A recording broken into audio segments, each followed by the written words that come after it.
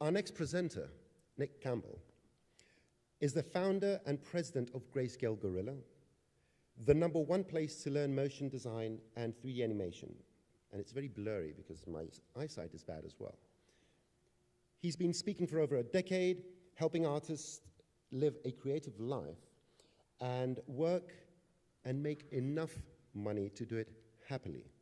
He's based out of Detroit, and during his free time, he can be found mountain biking. Don't do that. Don't mountain bike. You'll damage yourselves.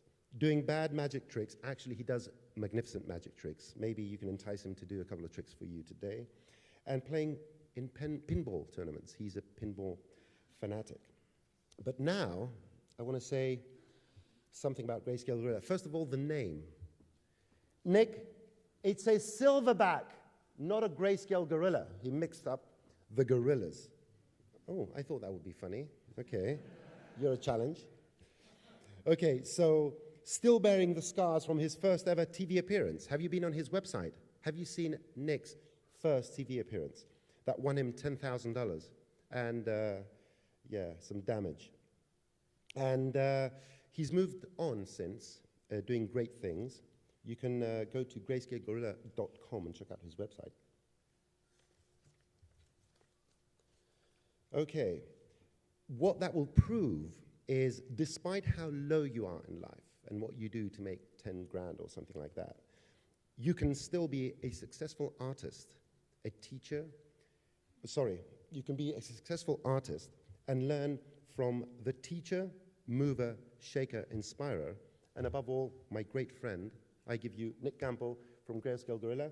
Let's get a warm welcome. Thanks, buddy. Thank you. Give it up for Thanasis, Maxon for sponsoring all that. Thank you guys for coming very much. Hope your lunch was good. Look, when I eat too much, I need to stretch it out. I was just back there doing some stretches. So I wanted to start off with a little bit of motion. We're talking about motion design a little bit today, so we're going to move around a little bit. So I just want everybody to stand if the next couple phrases apply to you, and it'll get us a little bit of energy. It'll also help me understand a little bit more about the crowd as well. All right, stand if you're from Toronto. There we go. Locals, all right. Thank you. You can sit down now. And of course, this will be opposite, but this will help. Outside the city, who came in for this event? That's awesome. Anyone from Detroit? Yeah, hey, good to see you. All right, amazing. All right, thank you very much. Stand if you're a fan of the band Sloan. This is my wife and I's favorite band, and we don't get too many of those fans in Detroit. We're a little bit in Detroit, definitely not in Chicago, so woo, Sloan, Sloan. Stand if you would call yourself a 2D designer, more traditional designer. Go ahead and stand. They're all friends. Oh, no, okay, here we go. Good, good. Next, if you have ever worked in 3D, if you've ever tried 3D, if you ever worked in 3D, I saw the hands go up about Cinema 4D. Wow, cool. All right, good. All right, thank you very much. A couple more things. Stand if you're 100% happy in your career right now. All right, these are the people you need to buy a beer. Yeah, it's coming. Look around. These are the people you need to buy a beer tonight and ask them what the secret is. It's very hard to do. All right, stand if you came here with a friend. Good.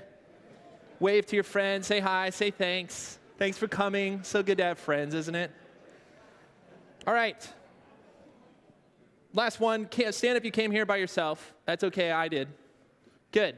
All right, all these people right now, turn to your neighbors, introduce yourself, say hi. Just a quick 30 seconds, say hi, introduce yourself. All right, now you have a friend. It's that easy. It's harder as you get older to meet friends, so I hope you have a lifelong one there. So, thanks, Thanasis, for the intro. My name's Nick from Greyscalegorilla. I've been doing motion design. Looks like a lot of you have used Cinema 4D and hopefully have seen some of our work. We've been helping motion designers try to do their best work over the last, oh gosh, it's been almost 10 years now. And we've helped artists from all around the world with our tutorials, our training, and our tools as well. Our plugins can be seen in all this beautiful stuff our customers make. You guys probably know that. I'm mostly here to talk to you not about Cinema 4D.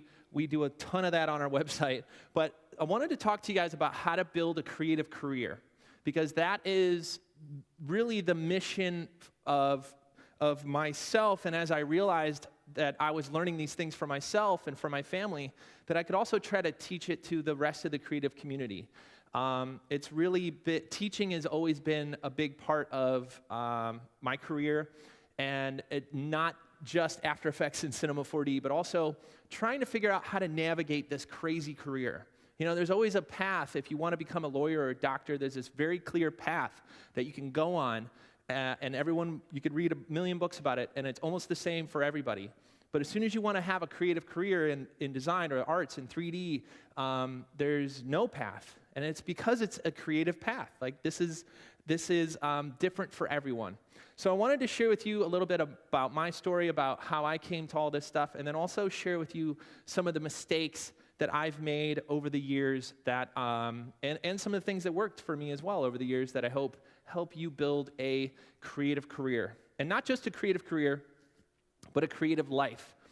I really believe that as soon as you decide to be a creative person and try to build a career around what you're passionate about, what you're into, what you can't stop thinking about, that it becomes more than just a career. It really becomes your life. And how do you build something that you can live around and on based on the things that you're into?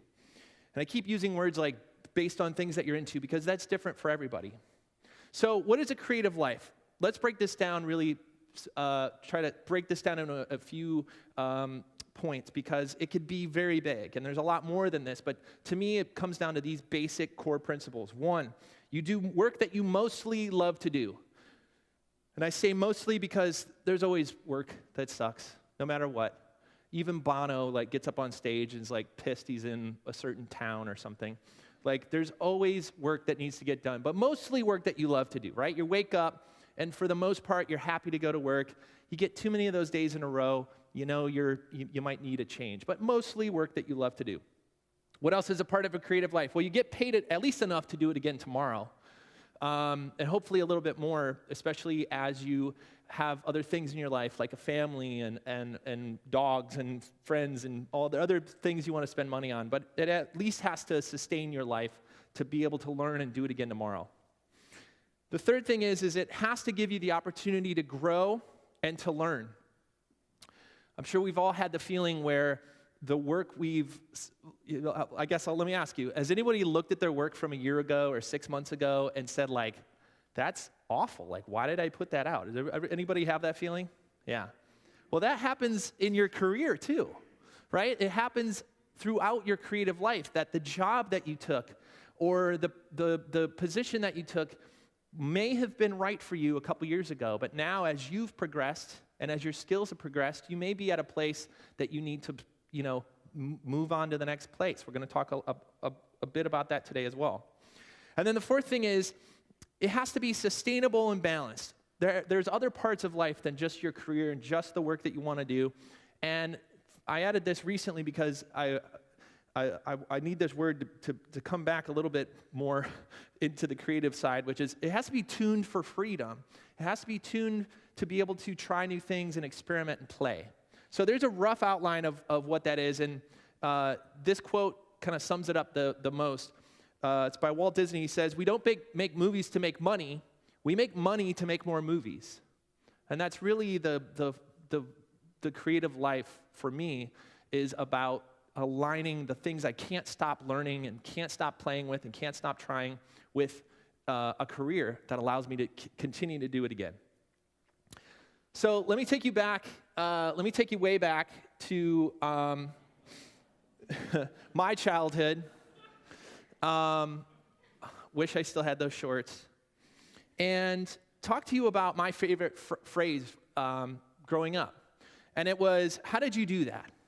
And everything I saw, I was just obsessed with how it worked, and specifically if I could do it. So if I saw somebody play a musical instrument, I was like, "How did you do that?" If I saw somebody juggling or doing magic tricks and all this stuff, I'd be like, "How did you do that?" And everywhere I went, I was always obsessed with this, especially music early on. And in fact, when I was about 10 or 11 years old, I wandered into a dusty old magic shop where they sold magic tricks. I was on a vacation with family and wandered into this store, and the guy in the back was like, "Do you want to see a magic trick?" I go, "Yeah, of course. 10 years old, what do you think?" So he proceeded to do the coolest magic trick I've ever seen, like live in person. He had me pick a card, put it back in the deck, and instantly, he did this to the cards. The card was on the top, the card that I picked. And then he did it again, card was on the bottom. And then he did it again, the card wasn't in the deck at all. It was over under a hat, like on the other side of the table. Holy crap. And then he did it again. It was in an envelope sealed behind his head, the card that I picked. I'm like, what do you think I said to him? How did you do that? And it was the best sales pitch I've ever seen, because he said, buy this deck of cards, buy this book, go home and practice, and you can do this trick as well. And so I did it. I bought the book, bought the deck, and then every family member from then on was like subject to the Nick magic show when they came over to my house. I practiced. I was a bit of a loner, sat in my room, practiced, and learned the pattern, what to say. I emulated the guy that did the trick to me. And over the course of the next few months, I was just like obsessed with getting better at this. And so I ended up pulling it off. Like, I'd have family members come over and I'd do these tricks, and I was like, wow, that was so great. Like, this guy showed me how to, something cool. He said, buy the book, go home and practice, and you could do it too. And now here I am doing it. And I was like, well, damn, that works. That's so cool. And like, that set my mind in so many different ways. From then on, if I wanted to learn something, a musical instrument, how to juggle, how to do yo-yo tricks, all that stuff, I'd be like, it's that easy. Just get the book, practice your butt off, and you could do it too. And so a few years later, when I was 15, my parents said, 15 is the age you get a job. You need to go get a job. You're almost have your driver's license. It's time to go. And I was lucky to have the parents I did, because both of my parents loved their work. They would come home and talk about their work. They were both creative as well. And it wasn't until I didn't know how lucky I was to have the family I had until I got a little bit older and realized most people hated their job. I didn't know that. I thought everybody's parents came home and talked about how cool their job was and how creative things were and how they could try to be better at their work. So when they told me to go get a job at 15, it was less like, aw, and it was more like, oh, cool. I didn't know. It's time. Let's go. So I wandered into where you go when you're 15 years old in the suburbs of Detroit to look for a job. That's the mall, by the way. Wander into the mall. And I walked around the mall and looked at the mall in completely new lens, right? Like, it wasn't just what store am I going to wander into, like, where do I want to work? And so I looked at the bookstore. They had a lot of, I loved books, right? I loved learning stuff. They had new magazines every month that I could flip through, maybe the bookstore. And I walked by the toy store, and I loved toys and learning all these, yo-yos and tricks and all this stuff. They had magic tricks I could play with. Too many kids there. I'll move on. And then literally a neon sign in the middle of the mall, magic tricks. And then a little piece of paper, 2 also really good words, now hiring. And so I looked up, my mom was with me, by the way. She's ushering me through the mall, what job are you gonna get? I go, how about there? So I walk up to the kiosk. It's one of those things in the middle of the mall. And said, hey, are you hiring? And he goes, can you do a magic trick? And I go, can I? They happen to be selling the exact same deck of cards that I've learned years ago. I picked up the deck of cards, and I continued to do the trick, pattern, the whole thing, top of the deck, bottom of the deck, put under the hat, the whole deal. And the owner is this big guy. He was a former Mr. Universe that owned a magic shop in Detroit. He said, you're hired. Come on in. So I continued to have one of the coolest experiences as my first job. I was on the job, getting paid to learn how to do magic tricks, to then go practice those magic tricks in front of customers just walking by the kiosk. Hey, you have time for a magic trick? Do a magic trick, and then when they asked me, how did you do that? I got to say, buy the deck of cards, buy the book, Go home and practice, and you could do it too. And that was it for me. It set me off on a career where I knew that I could be passionate about what I was doing at work. It set me off in a career where I knew that I could align what I was really into with getting paid. It set me off in a career where I knew it was possible to learn on the job and not be held back by where I was, and that I could be surrounded by other interested magician types that taught me the stuff that I didn't know. I was the card trick guy. There were other people I worked with that were more coins and like sleight of hand. And they taught me how to do tricks without a trick deck, right? And it was because I was around them. And it set me off on this career where I looked at my job and what I was interested in and tried to align it at all costs because I knew my personality. I knew that it worked. I knew that my mind somehow processed it the right way. I knew that that worked for me.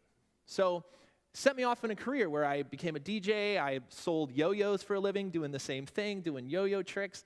I was a photographer, and early 2000s, I decided what I really wanted to do was go do motion design. I saw some amazing stuff. I was obsessed by Michel Gondry and all the music videos that were happening at the time. I was obsessed with motion design and the fact that you could do this stuff on a Macintosh, and said, that's it. It's all coming together. It's a little bit of magic tricks, a little bit of audio. I was also a musician at the time, a recording engineer, and it kind of combined everything. I was able to go take it all and do what I thought I would do for the rest of my life, which is do motion design. And I studied my butt off. I did this thing that I learned throughout my career up till that point. Buy the book, go in your room, practice, and get better at it. And what I didn't realize was that there were other parts of design and other things that I needed to learn to have a career to do this. And we're going to talk about some of those later today, some of the mistakes I made as I jumped into this motion design journey. But what I did find was that I was good at learning things. I was quick at learning things. Not all things great, and I'm going to share some of those stories in a minute. But I knew enough about After Effects, right? That was like the next magic tricks for me, was like understanding what After Effects was. And I knew enough about After Effects to work at one of the best places in Chicago to work at, which was Digital Kitchen. It was like my dream. It's like why I moved to Chicago. It's why I studied motion design. I was like, if everything goes right, I'm going to work at this place. And I'm going to make movie titles. I'm going to make TV show titles. I'm going to make commercials. It's exactly what I wanted. And I got there, and I had an amazing time there learning with everybody and playing and seeing my stuff on TV and bragging to my mom that my stuff was on a Super Bowl commercial, and it was great. But then I was unhappy. Just like a lot of you that stayed sitting down when I said, who's 100% happy in their career? And realized that this creative life thing, there's more to it than just seeing where you wanted to go and then going there. Even if you make it, why am I unhappy? Like I have exactly what I was trying to build. And so, of course, that set me off into starting Greyscalegorilla and seeing how I can help more people than just making TV commercials. But it totally shifted the way that I thought about creativity and passion and trying to align yourself with your work, which has been the never-ending goal, right? So I wanted to share with you a few stories about that transition, about taking that journey from mostly doing what I love to do and then realizing I was less and less happy every day as a motion designer in Chicago. And some of the things I thought of that I think helped me become a happier person, helped me align my passions with what I wanted to do in the future. And I hope to give you some of the same tools that allow you to navigate this crazy world of being a creative and getting paid to do it, that creative life, those things we mentioned at the beginning. So I didn't jump to them, but those are my parents. I love these guys. I'm very lucky to have them. So let me talk through some of the lessons I've learned and the mistakes I've made over time, because anytime a friend of mine shows up and says, don't make the same mistake I did. I really pay attention to those people because if I could avoid that, that'd be amazing. I'm also going to try to share with you some of the things that worked that are hopefully not just specific to me, that are helpful to all creatives. So some of these things are very big and some of these are very small, but they've all made a big impact in my career. So for those of you just getting started, if you're becoming, if you know you want to be creative and you know you want to be a part of this industry, no matter where you are in the beginning of your career, I want you to be focused on being good first and then focus on being original later. And I've made this mistake. I thought as soon as I opened up After Effects or Photoshop or was a photographer that I had to create my look. I needed to find my voice. And I needed to learn the damn tool first, right? I needed to learn how the hell After Effects worked and how Photoshop worked. And I tried to be original. And if you want to make money in this industry, you want to be good first and then find your voice. And if you just want to be an artist and create your art, it's totally fine to instantly be in your own voice. But if you want to have a job in an industry that pays people to create good-looking work, you have to figure out how to be good first. And to me, analogies help so much. It's hard to look at something like this and go, what does that mean? So music is kind of my first love and something I always look at. Whenever I'm stuck in my own career, I look in the music career because it's a creative career. It's also very difficult to be in. And there's a lot of analogies that could be formed through music. And so in music, this is obvious. You go to learn how to play piano, you go learn how to play guitar. They don't ask you to write your own song to learn how to play guitar. You play covers first. You play other people's songs. And you perfect those before you understand the language enough to create your own song. And that's how I started to approach my work as I learned new things. No longer did I want to be original first. I wanted to learn from the greats and copy their work as closely as I could. How did they make that? I didn't know until I tried to make it pixel by pixel. And I learned so much in that process. So if you're early in your career, learn how to be good first. Play covers of your favorite work. And then start to find your own voice. Something else that puzzled me through this process, not just with me, but friends of mine and a lot of people in the industry, was they were cynical people, me included. And a lot of people had a lot of things to say about their work and their boss and how things could be better, and even little stuff. Has anyone passed a sign and thought the kerning could be better? I do it all the time. And what I realized was the very thing that makes us creative is the very thing that makes us see all the bad in the world. We want to solve it, right? It's a creative mind to look at something and see what's wrong with it because they want to or they know that it can be better. And some of you have the actual skills to make it better. And you're like, if only they kerned it, it wouldn't be two words that don't make sense. And so as I started seeing that, I started seeing when I felt something wrong and I was a little cynical about something, and I was feeling bad about something, I was trying to understand it in a more positive way after that. It was still a negative feeling like, I'm not 100% happy with this work. That's a good feeling. If you look at the work that you did a month ago and 6 months ago and a year ago and it looks good to you, that's a warning sign, right? That feeling that it could be better, even your own work and your own career, that is precisely the engine that is pushing you into your future.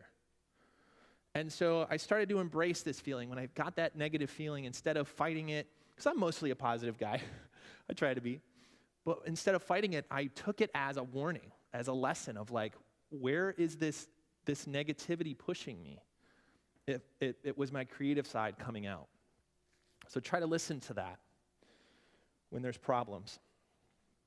Along the lines of being stuck in your career, and I want this was big for me. I like many of the lessons I kind of mentioned before, I like being alone in my room, practicing stuff, and then coming out and showing everybody, like, check this magic trick out. I could do this yo-yo trick. And as I progressed down my career, I realized that there's only so much I could do by myself if I wanted to do better work and work on bigger projects and help more people. And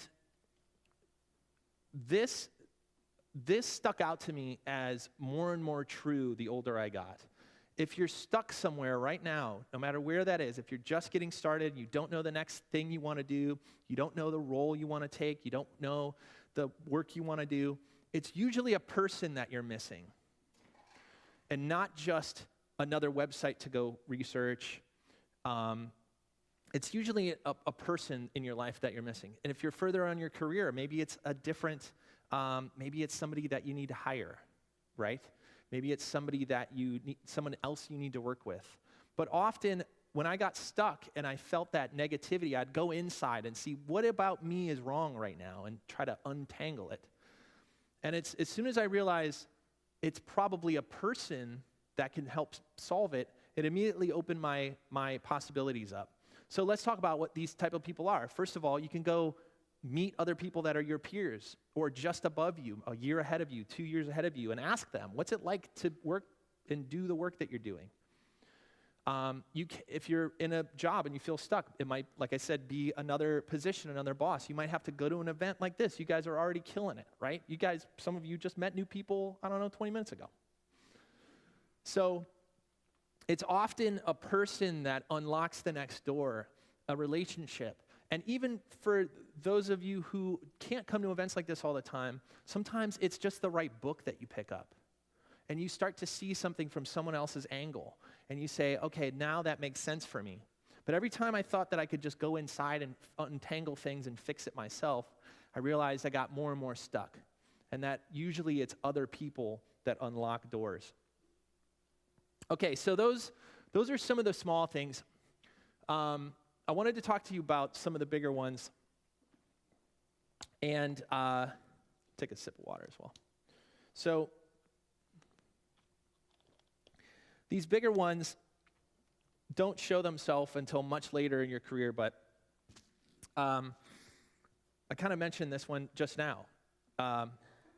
Your career will have many doors. Keep an eye open for them. And so a quick story about this, to go back to Digital Kitchen. I took all my energy and put it into alone in my office trying to learn After Effects, and I finally got this job. And I was standing there and working on, some of the best work in Chicago, and I realized, there's something missing here. What am I missing? What part of this did I not understand when I signed up for it? Well, at the time, not only was I into After Effects, but I was into this new 3D program, at least it was new to me, Cinema 4D, which I know many of you raise your hands. High five, Cinema 4D, I love you. And I was obsessed over it. I had that obsession the same way that I did with yo-yos and music and guitar and magic tricks. I was just like, this is it. This is whatever this is unlocking so many weird doors for me. But how do I bring it into my current job? And it was really difficult. It was really difficult to take a job where they hired me to be an After Effects artist and say, yeah, I know I'm pretty good at that, but I really want to go down this road and learn 3D. And it was then when I started to understand that my career wasn't defined by what decisions I made 3 years ago, 5 years ago. I wanted to be at Digital Kitchen 5 years ago, 3 years ago. Now that I'm here, that's great. I'm learning a ton here. I learned so much there. Swarovski and I were just talking about this, like how much you can learn in a place like that. But I was standing there realizing that a door just opened into another world called Cinema 4D, specifically another world for me, which was teaching, right? So I decided that what I really, really loved doing was learning new stuff. That process of getting the book, sitting down and practicing was really what I was made to do. Like that's really what I get the most joy out of. And I was now able to learn Cinema 4D for a living and then teach the world through Vimeo and YouTube, which was brand new at the time. It's almost 10 years ago. Things like YouTube and Vimeo popped up and allowed me to go teach stuff that I learned a week or two ago and try to help the next generation of motion design artists. And that's how Greyscalegorilla started. And I saw that idea and I realized, okay, I thought I wanted to be in creative services, and now I realize I want to teach and make software. It wasn't that far of a leap, but it was something I never would have planned 5 or 10 years ago. So the doors that will open for you, keep an eye open for them, especially if you're feeling a lot of anxiety around your current situation, you feel stuck. There are so many different entries into almost any career. You know, we can go down a million analogies, including sports, and how sportscasters have their actual, running and jumping and throwing a ball around career. And then they have an entire career after that as a spokesperson, or as like calling games, or putting their logo on a shoe. There's so many different ways. So keep an eye open for those things, because there's more entries into a career, a creative career, than just the typical one that most people think. So to close that thought, I thought the only way I could get paid to do this for a living was to do commercials. And it turned out not to be the case. This one's really dumb. I don't know why this blew me away as 4 years ago. I am not a organized person, as you could tell, kind of walking around the state. I'm not very organized. And I thought, what am I missing here? And there must be some magical thing that all these other people in the world are doing. And this quote came up just in a book, as a passing thing. It's just everybody that you look up to that does really great work also has the same amount of time you do. And I was like, oh, duh. The first time you see it, you're like, oh, duh. And then the third time you see it, you're like, okay, how are they organizing their time? What are they doing different? And this stupid thing unlocked so many ideas about hiring people and learning what I did best and ignoring the rest. Many other parts of my career that helped. So this part as well, this idea that everything around us is designed by someone, was one of those kind of things that I constantly need to be reminded of. Especially when you're indoors. Trees don't count. I don't know who figured the trees out. But in this room, we have lights and microphones and TVs and clocks over here. We have all the clothes that we wear, all the plastic utensils and boxes we just use to eat. And every piece of almost everything you see around you right now was designed by somebody. And to me, that gives me unlimited mental flexibility to understand that design is a huge part of what we do. No matter where you end up in your career, designers are a huge part of our life. Someone designed this space. Someone designed this event. There are people back here whose job it is to design an event to help you have a good time. Every part of the world is designed. And this helps me see more of those doors that I mentioned earlier. So Steve Jobs has this quote, everything around you that you call life was made up by people that were no smarter than you. And you can change it. You can influence it. Once you learn that, you'll never be the same again. That's put it in the best way. So as we wrap up, I have a few more big things. People ask all the time what they can learn, what the next 5 years of the industry will be and all that stuff. And every time I hear that question, I always answer the same thing. The best thing you could do to keep yourself future-proof is to learn what doesn't change. We're in an industry that changes constantly. Technology changes, software changes, computers change, programming languages change, all this stuff changes. What are the things that you can learn that don't change? So you can learn how to hit deadlines. You can learn how to learn. You can learn how to work with clients. You can learn how design works. You can learn how to sell, learn how to work with other people, learn how to solve problems. You can learn how to market yourself. This one's huge. You can learn how to run your own business, learn how to hire. and learn how to price work. These things don't change very quickly.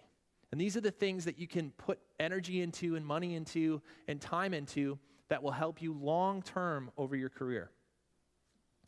And I singled this one out because this is hugely important. It comes back to my story and how I learned.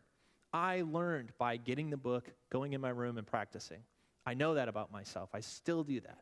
I got my sneak peek. I got my new PC Windows box home right now. I'm so excited to go play with it and learn Redshift. I know my process that I'm going to spend to go learn that program.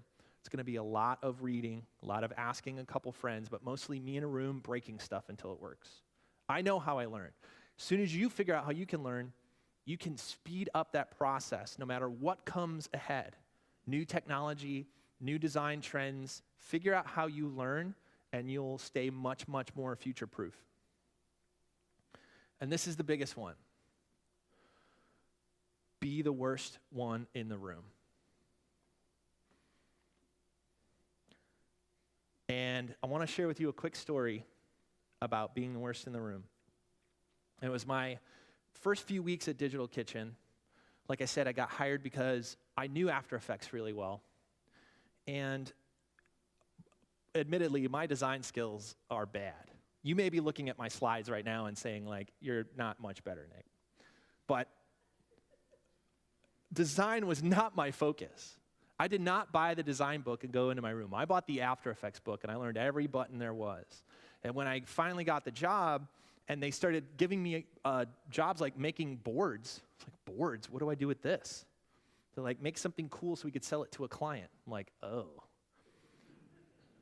Well, they didn't show my boards for years. They encouraged me, and they helped me, and they pushed me to learn more design, but they did not show, my boards did not end up on the table. And eventually, one of the creative directors came over to my desk, and he said, Nick, man, you know every button in After Effects. I'm so glad you're here, because none of us know all those crazy things that After Effects does, and we're so glad we could ask you all these stupid questions. But your work, man, it's ugly. So he didn't stop there. Good news was he continued to tell me why. He didn't just reach over my arm and grab my mouse and fix it. He said, you need to learn some color theory, man. You cannot use all the colors of the rainbow on one board. He's like, you need to learn typography. It's like, I don't know why you think you need to use all the fonts. You don't. Like, pick one. Oh, man. I didn't know this stuff. Like, I knew some of it. I overheard some of it in school, but I didn't understand that it applied to me as well. And so I learned by literally being one of the worst designers at Digital Kitchen. I learned from other people in the room that were willing to show me why and talk to me and help me through all that. And so what I want to get across to you is you need to be in that position as much as possible. And how do you do this? Well, you don't try to be the worst in the room, but as soon as you find yourself being one of the best in the room, or the best in the class, or the best at your job, it might be time to start looking somewhere else. Because you can't grow by being the best. It's super fun, and it's super fun to show off, and it's super fun to like have people come to you all the time for certain things. But for whatever part of your career you want to grow, try to put yourself in a position where there's someone to learn from. And if you can't do that with a quick shift in jobs, I understand it's very difficult to switch jobs, especially in the States with the healthcare. I'm really jealous with you guys. It's very difficult to leave jobs, but try to buy the book that will push you, or go to a seminar like this, or to start your own user group in your town to try to meet other people to push you. Because being the worst in the room and having that pressure, having that creative pressure where I saw all the amazing boards that got pitched, and I was a little bummed. I was really bummed every time my stuff was like, they didn't even show it. And they taught me how to become a better designer. And by the end of my work at Digital Kitchen, I pitched a board for the Conan O'Brien show and won it. The team picked it. Now, I was only on the air for 6 months. Thanks, Conan. But thanks, Jay. I should say Jay. But I learned by being around those people. So I mentioned this, but books are bonkers value. Like, especially for loners like me, I can go out to events and I can do this stuff, but eventually I just kind of need to like go back and think about it and be in my own head a little bit. And books for me change everything. Like, somebody spent years of their life, in many, many cases, years of their life, recurring back on what has helped them in their career or in their life, telling a story that should hopefully help you in your career. And it's like $10, $15 for 2-3 years of their life as a story. And they might be talking about 20 years of their life. And so books are a crazy value, not just how to learn things. That's alone, I mean, the fact that you could buy a book and learn something directly. But the stories that you can learn and like the stories that can help you understand the next door to open for your career can cost $10 or $15. And it's amazing. So for those of you who are a little bit more introverted, less like, how am I going to meet all these people and be in all these rooms? Books are a really good way to be a dummy in a room because you have this very smart person that, hopefully very smart person that put their name on it and put their story in there. So a lot of this stuff for me, I kind of tie back down to this. This is my current way of trying to learn things. If I see something I'm interested in, I first ask the original question. It's still a huge part of my life. How did you do that? I then listen to what they say. Buy the book, buy the deck of cards, go home and practice. And then I go practice. And then when I feel uneasy or I feel that pressure, that like knowing that I need to grow my career, grow my skills, grow wherever I am, I just repeat this process. Like, where am I now? What is the new thing that I could the new door I could unlock, the new way I could approach this situation, and repeat this process. And so I'll end with this is,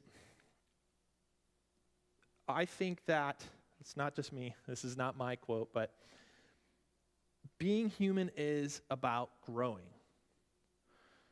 And it ties back to that other quote about how creatives kind of feel that energy of being a little bit unhappy. This is what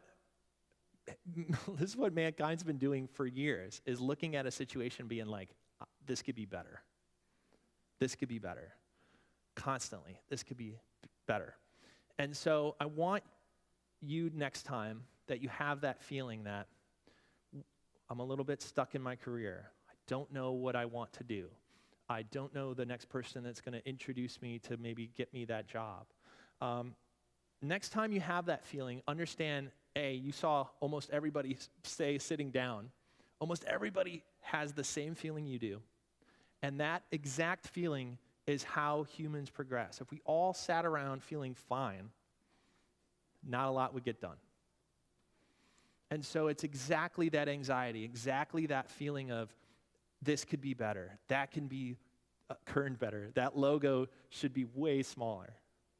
That all those feelings that we have are exactly what make us all creative and have pulled us into this industry and have pulled us into this creative path. And so embrace it and feel that energy in whatever the next decision you make. Being human is about growing, and I wish you all your first job could be as happy as this guy right here. So I've been telling the story about the magic trick thing, and I thought I was kind of making up the neon sign, actually, after a while of telling that story. My mom showed me this photo. I was like, it's true, it's a neon sign. Only got this a few months ago, and there's me, 15. My mom literally snuck in the mall on my first day and took this photo, and God bless her, didn't even come say hi and embarrass me or anything. Walked up, took the photo, and left. There's Mr. Universe looking good, calves looking good. And there's me, learning on the job, and the board with the prices, by the way. This is how old I am. the little board with like the hand put in letters there. Those are like all back and popular again now. So no matter where you are in your career, I hope that you have that passion. You wouldn't be here if you didn't. Being human is about growing, and I wish you all a creative life and a creative career. Thank you very much for having me.